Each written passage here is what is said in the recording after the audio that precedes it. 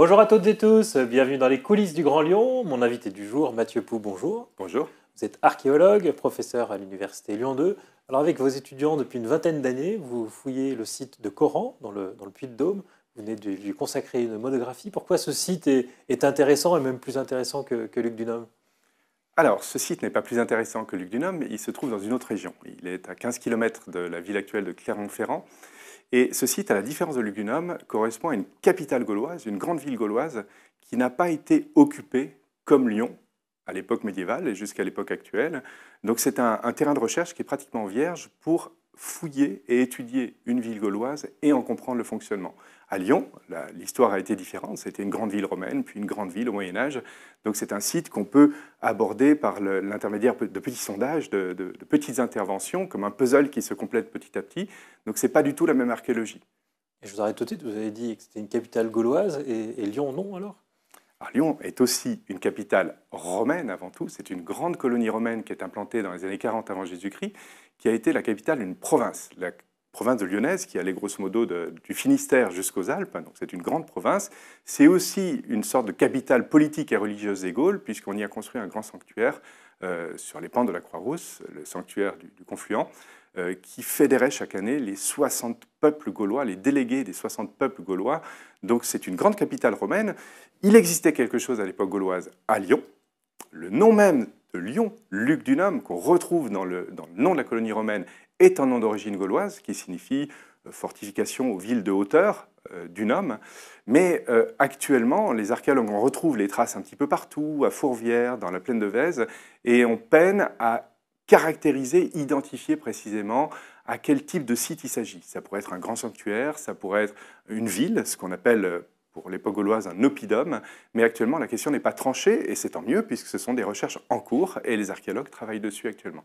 Mais ce n'était pas une capitale gauloise avant l'arrivée des Romains? Alors, il est possible que Lyon ait été une capitale, un chef-lieu plutôt à l'époque gauloise, peut-être pas d'un immense territoire, mais c'est quelque chose qui reste à déterminer sur la base des découvertes archéologiques. Et il serait très intéressant de découvrir à Lyon la même chose qu'à Coran, mais évidemment c'est plus difficile parce que la ville actuelle et la ville médiévale fait qu'on ne peut pas ouvrir des grandes surfaces de fouilles. L'expression que vous n'aimez pas trop, c'est Lyon, capitale des Gaules, qui n'a pas une grande réalité historique. Lyon, capitale des Gaules, c'est une expression qui dérive essentiellement d'une mention qu'on trouve sur une carte routière datée du XIIIe siècle, conservée en Autriche, qu'on appelle la table de Peutinger ou de Peutinger. Et sur cette carte, on trouve la mention Lugdunum caput Galliarum, Lugdunum à la tête des Gaules. Et ce que les collègues historiens ont démontré récemment, c'est que cette mention n'indique pas du tout que Lyon était la capitale des Gaules. En fait, c'est la capitale d'une province, la capitale lyonnaise, mais plutôt que Lyon se trouve à la tête du réseau routier des Gaules. C'est juste une indication géographique et routière. Il y avait aussi l'hôtel des Trois Gaules, c'était une capitale religieuse, Lugdunum. Là où il faut nuancer cette affirmation, c'est qu'on trouve à Lyon, effectivement, sur les pentes de la Croix-Rousse, un grand sanctuaire qui reste encore très mal connu, dans lequel se réunissaient chaque année, en août, les délégués des 60 cités qui composaient non pas la Gaule, mais les Gaules. Il faut se représenter la Gaule à cette époque comme une mosaïque de cités-États qui se réunissaient chaque année à Lyon. Et de ce point de vue, effectivement, Lyon avait un rôle quand même confédéral de capitale religieuse en tout cas, et pour une part politique. Si c'est une capitale comme Bruxelles ou Strasbourg est la capitale de l'Europe. Il faut se représenter, effectivement, on a un petit peu de peine en France parce qu'on a une vision très centralisatrice, très jacobine du politique. Il faut se représenter ça plutôt comme une confédération de cités au sein d'une province.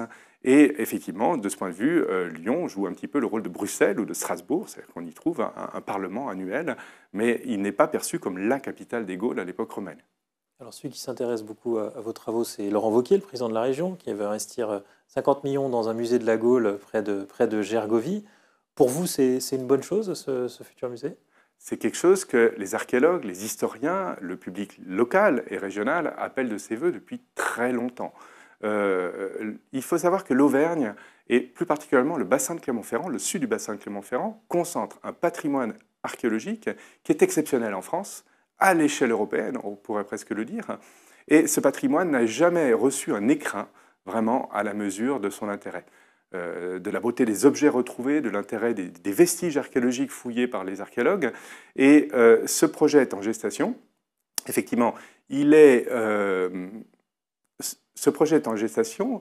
Il est effectivement porté actuellement par la région Auvergne-Rhône-Alpes, associé au département du Puy-de-Dôme, à l'État, au ministre de la Culture.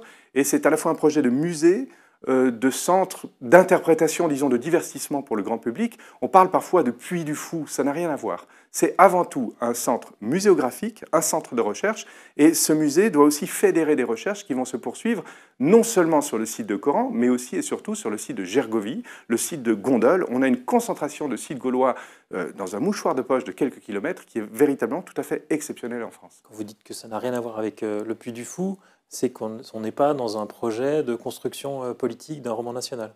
On n'est pas dans un projet idéologique. C'est un projet muséographique, un projet pédagogique. On peut être méfiant à l'égard de ce type d'investissement, de ce type de projet. Il ne faut tout de même pas oublier que Laurent Wauquiez est major de promotion, en agrégé d'histoire.